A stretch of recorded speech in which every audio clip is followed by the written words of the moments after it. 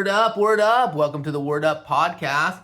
Immiserate genetic determinism is for equitable, admired, and indemnify equity, some of our luminaries. In this episode, we're going to talk about why having a cup of coffee is also known as having a cup of joe.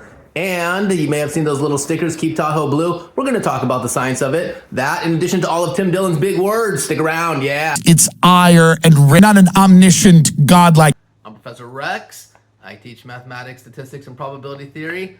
And it makes total sense that I would also want to do a podcast about words. Mostly because I don't know words. I don't know too many words. I got a low score on the English part of my SAT, so I'm trying to make up for it now. I'm learning the words. I watch podcasts and I write down the words and I look them up later. And I figure some of you folks do the same thing, so I try and share them with you now. So we're going to learn some words today, folks. And it's usually from watching podcasts.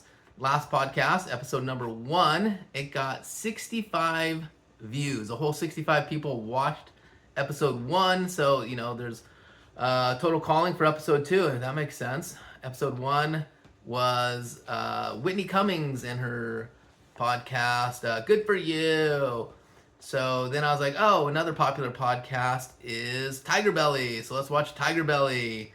And after watching a couple episodes of Tiger Belly with Bobby Lee, I realized that they don't use any big words. It's all at about a 5th grade level, that show. So no episodes for Tiger Belly. I tried, though. I tried really hard. So then we're moving on now to the Tim Dillon show. Tim Dillon. Tim Dillon's sort of a comedian on the rise. Interesting thing, his show comes on Saturday mornings at like 9 Pacific Standard Time. And there's usually 15 to 20,000 people waiting to watch it live. So that's pretty impressive to put that in perspective. The Jimmy Fallon show gets about 1.1 million viewers watching live. So I'm sure his numbers are going to build and he's going to be close to that. So it's just crazy, a YouTube show versus like a huge studio production, The Tonight Show. Okay, so Tim Dillon, he's a very smart guy. He pretends to be a common man, but I suspect he was college educated. I don't know if he has a college degree. He probably is like one class shy of a college degree. He actually does use a lot of big words. And Salacious and engulfing coveting. We have a lot of conjecture, barbarism. We have to aficionado of ascertain that. I'm not clairvoyant. Do a constituency. Bawdy letters for his... You can tell that he tries to tone it down. So here's some big words used by Tim Dillon. Sadistic monster, and you're start embracing pathologies. And when you tell me watershed moment for these have gotten so verbose, and people I had the temerity to criticize, don't want social engineering. They don't want their children satiate people. You need to release traits, its ire and... Okay, we're not going to have a chance to get to all of those words this episode. Some of those words you'll be like, I've heard that word before. Yeah, I've heard some of those words before also, but I don't necessarily know how to use them, and I would never use them in conversation. So for example, like the word ire. Like, I think I know what ire means, but like, I would never use it. I mean, I think it just means like anger, but like, why not just use the word anger? So we'll look into fun things like that. Let's see what else we got. Oh, so here's Tim Dillon calling himself out for using a big word. Attest to the veracity. Google it. Okay, so why don't we just start with that word, veracity. So I got some notes here. So if I'm looking down, just go with the flow. So veracity. So I would never use the word veracity. I know it kind of means true or something like that, but then there's also the word verity, which also means true. So I kind of looked them both up. I'm like, well, I don't know the difference between veracity and verity, so I probably really use neither in a sentence. But according to my notes, thank you, Perplexity, veracity refers to the truthfulness of a person or statement, emphasizing honesty, accuracy, whereas verity, on the other hand, refers to the quality of being true or real, emphasizing the objective truth. Okay, so for example, here's an example. The detective questioned the veracity of the witness's statement, okay, versus verity. The verity of the scientific theory was supported by numerous experiments. So veracity, you're sort of saying, oh, this person being the truthfulness of this person, whereas verity is a little bit more abstract, just the truthfulness of like the concept, the idea in general. Okay, so again, I would probably use neither veracity or verity in a sentence if I were speaking. I would probably just say truthfulness. But who knows? It's kind of fun because these come from the Latin word. I still got the etymology. Etymology is fun. So the Latin word verax, which means truthful, which comes from veris, which means true. So you may have heard the expression in vino veritas, in wine there is truth. So basically, like if someone drinks too much, they kind of let you in on who they really are, or their real thoughts, or they might tell you some secrets. So in vino veritas. So as I was looking that up, it also said that's usually followed by the phrase in aqua sanitas. In water there is health. I'd never heard that in my life. So in vino veritas, in aqua sanitas. In wine there is truth, in water there is health. Dang. Okay, so that's pretty cool. Speaking of truth, or actually veritas, so that's Harvard University's motto. So on their little shield, their sort of logo, it just says veritas, which means truth. And speaking of truth, the old in the Soviet Union, they used to have a newspaper, and that was called Truth. It was called Pravda. And when the Soviet Union fell apart, they sort of sold off the pieces of Pravda, but it's still around. And Pravda, the Russian newspaper, just means truth. Interesting. So that was the Central Committee Communist Party of the Soviet Union's newspaper. So some would say that it was back then the opposite of truth. Interesting. But just call it truth. That makes sense, right? Let's see. So speaking of truth, that's kind of like naming a newspaper. Like if you call a newspaper Truth, it's like almost calling a newspaper Facts or Keep It 100 or No Capping. For all you older folks, capping nowadays means lying. No capping. So new lingo. I love new lingo. I do teach some college folks, so I'm always learning new lingo. And then way back in the day, I had a roommate, Jay Diddy. What's up, Jay Diddy? And so the first time I ever heard the expression "my bad," I was super confused. So he was an interesting character, but when he would brush his teeth, he would put a mound of toothpaste on his toothbrush. Like I would use like maybe a little pea, like the amount of a pea, and a tube of toothpaste will last me probably a year. So Jay Diddy, he would put on like one, two, like he would just go back and forth. There's just a mound, like a poop emoji of toothpaste, and he would go through like a tube every 2 weeks. And so he ended up finishing off his toothpaste, and then he finished off my toothpaste. And one day I was like, hey, like you finished off my toothpaste, like hello. And then I was expecting him to say, oh, I'm sorry, but instead he said, my bad.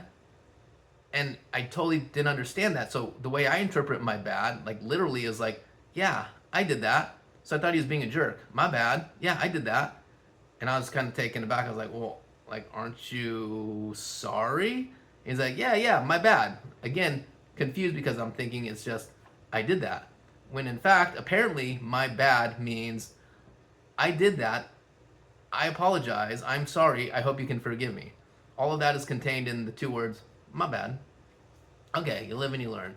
Jay Diddy. One that concentrates its ire and rage on. The next word, we were talking about ire. So ire is one of those words where I think it means anger, but then I don't know what the difference between ire and anger is. So I would never use the word ire. I'd just be like, oh, anger, or really angry or something. So I looked it up, what's the difference between ire and anger? And it turns out that ire often conveys a stronger, more intense, and sometimes violent form of anger, often associated with wrath or rage. Okay, so super angry, anger, So something that I do that helps me on a day-to-day basis, speaking of anger, is whenever there's a situation where you get upset or angry, just say anger, anger, anger. And it's so silly, it's gonna help you out. So let's say you're driving down the road, you miss your exit. Anger, anger, anger. And then it's so silly, you're like, okay, no big deal. Or let's say you're I don't know, you're making breakfast and you drop an egg on the ground. Oh, anger, anger, anger. Again, so silly. It just will help you get through by recognizing it's all passing, it's all fleeting.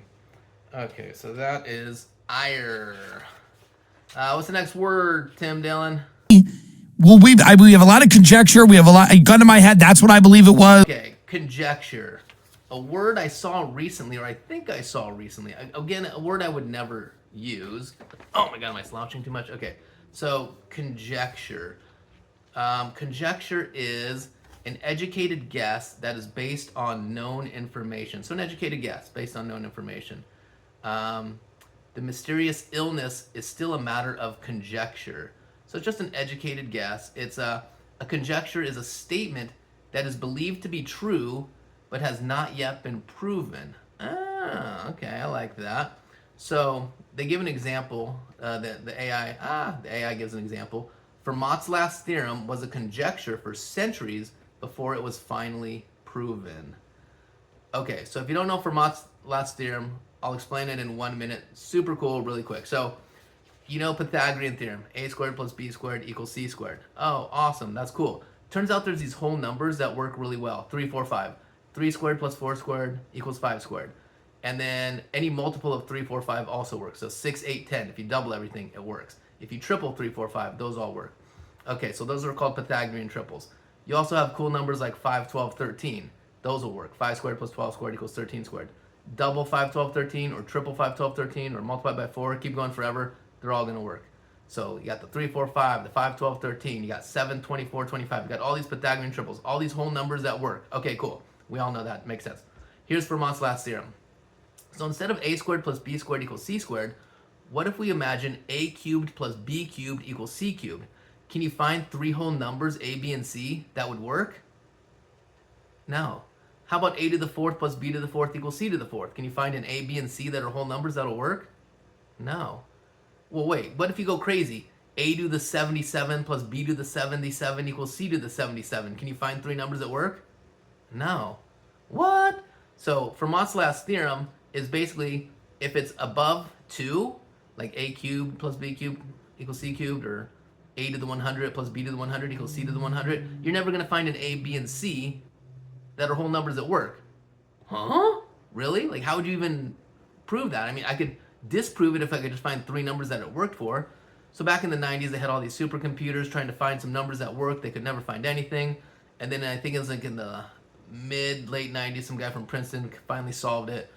And, so going back in time a little bit. So Fermat was this French mathematician, and he basically said on the side, because you write your notes in your math books, and he kind of in the margins, he's like, oh, hey, by the way, if it's bigger than 2, so if it's like a to the n plus b to the n equals c to the n, it's never going to work for any a, b, or c.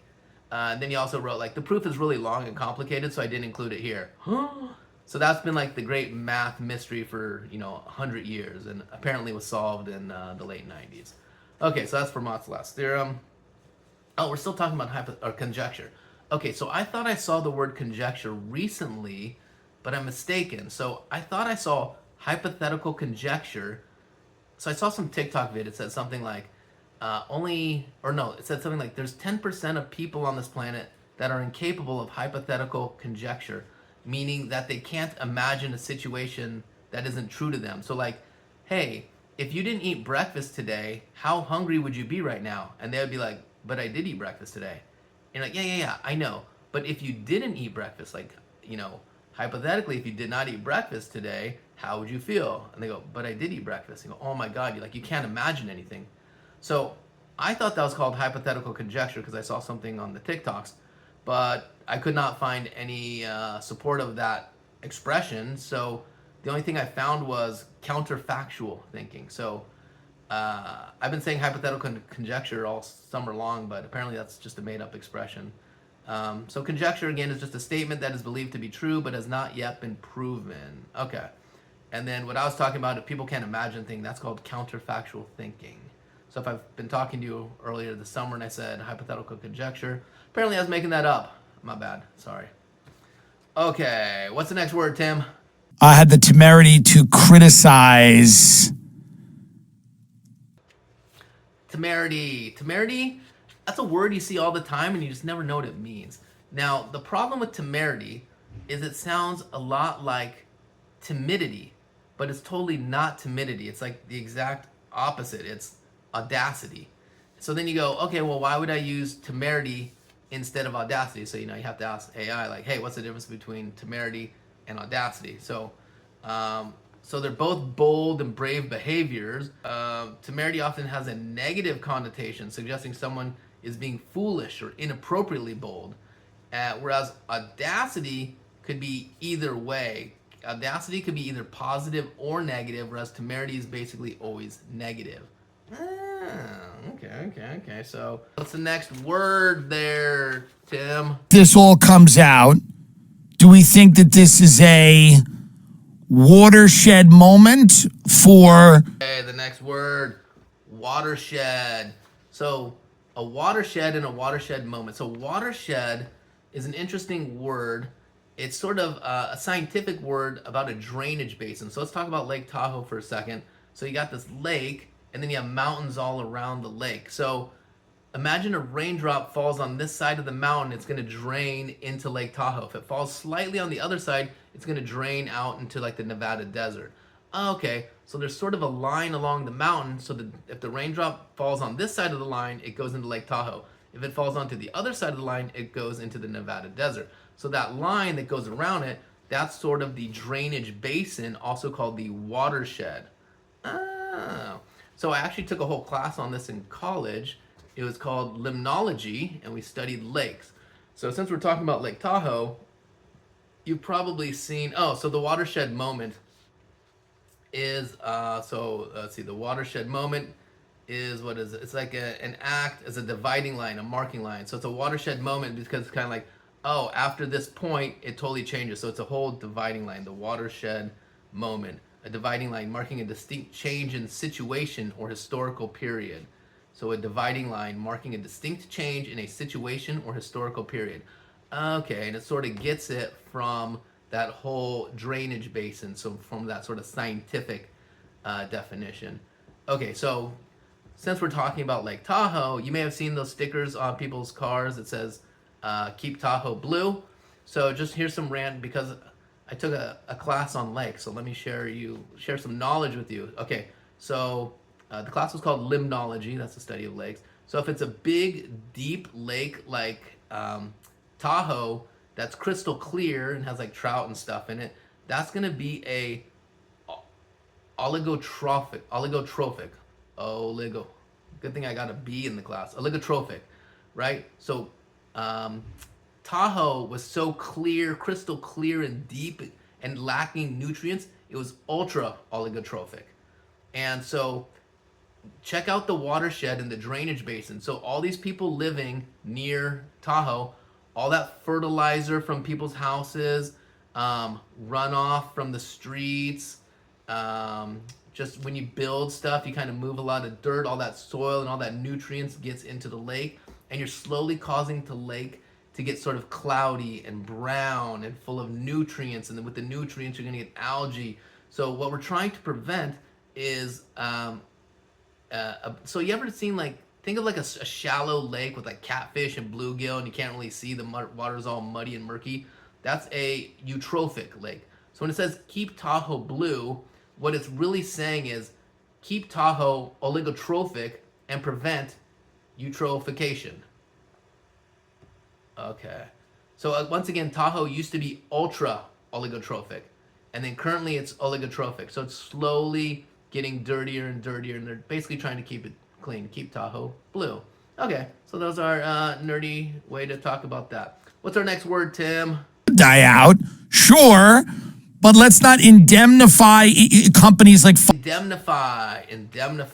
Okay, a word that I heard once before, kind of. There was a movie called, I never saw it, it's a classic, it's a black and white, it's called Double Indemnity. I need to watch this movie. It was nominated for 7 Academy Awards. It's called one of the best movies ever made, Double Indemnity. And so what it's about apparently is on a life insurance policy, if you die in a really weird way, you got paid double indemnity. So indemnity, indemnify. So what is that? So indemnify means to secure against hurt or loss or damage, to compensate for loss or damage. Oh, okay. So just to pay out, but it being on sort of like a damage or hurt. So the Latin word it comes from, indemnis or whatever, it means to unhurt. So in the example, let me read a sentence. The amount of insurance that may be carried to indemnify the owner in the event of a loss. Indemnify. Oh, so just pay the owner? What if I replace it with the word unhurt? The amount of insurance that may be carried to unhurt the owner in the event of a loss. Oh, okay. So with the Latin root, it makes a little bit more sense. So you're paying out when there's damage. It's not just giving money, it's giving money when damage has been done. You're trying to make the person whole. You're trying to make them unhurt. Ah, indemnify. What's the next word, Tim? Feel it. That will not satiate people. You need to Satiate. So that's a word, again, I would never use. It's similar to the word sate. And I actually was like, well, what's the difference between satiate and sate?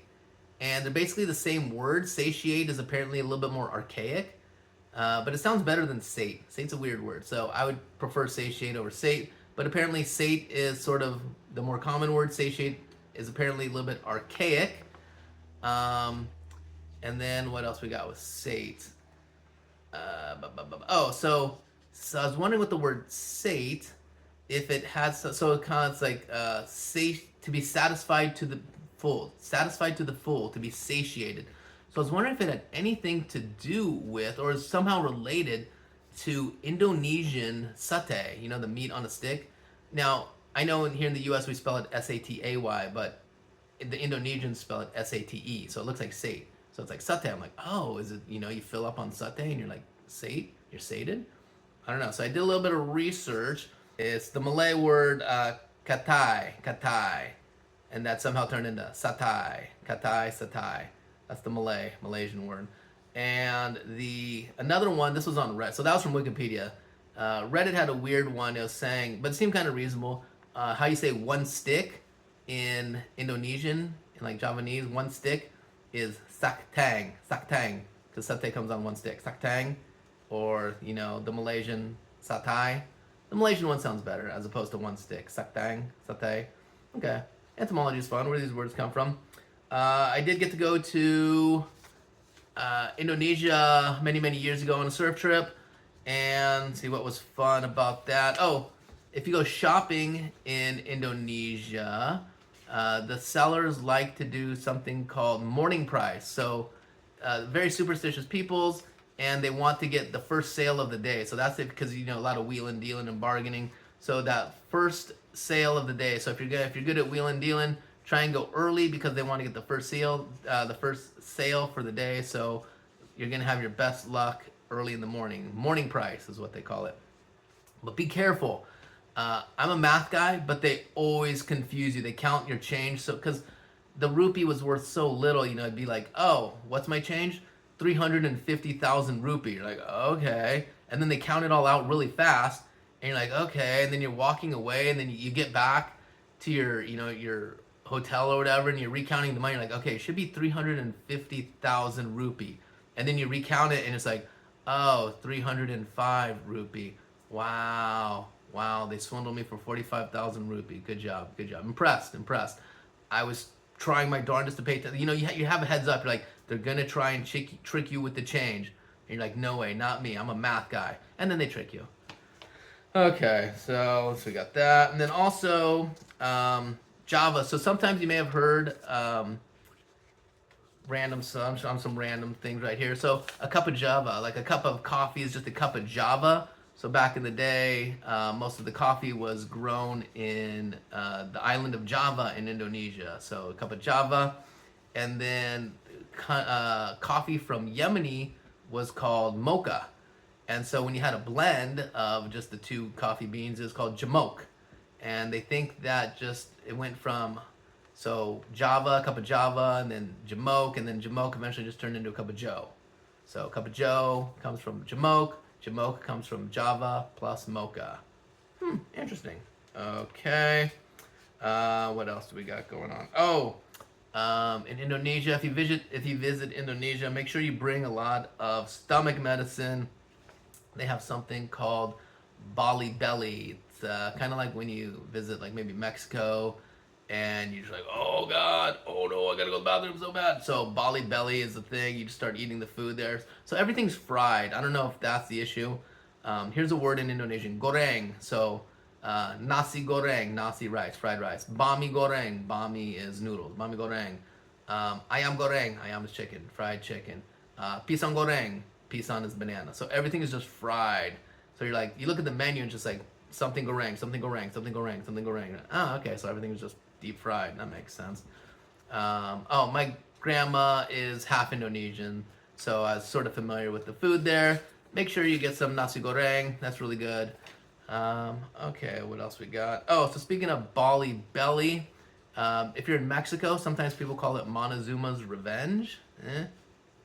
Also, if you, in the late 80s, whatever, there's a comedy paper at San Diego State University called Montezuma's Revenge. If you went to San Diego State, you may know A Plus Review, the guy Mike there. So I think he was a writer for it, or he started it. I'm not sure. He had mentioned something about it. He gave me a couple old copies. So yeah, there was a comedy paper called Montezuma's Revenge at San Diego State way back when.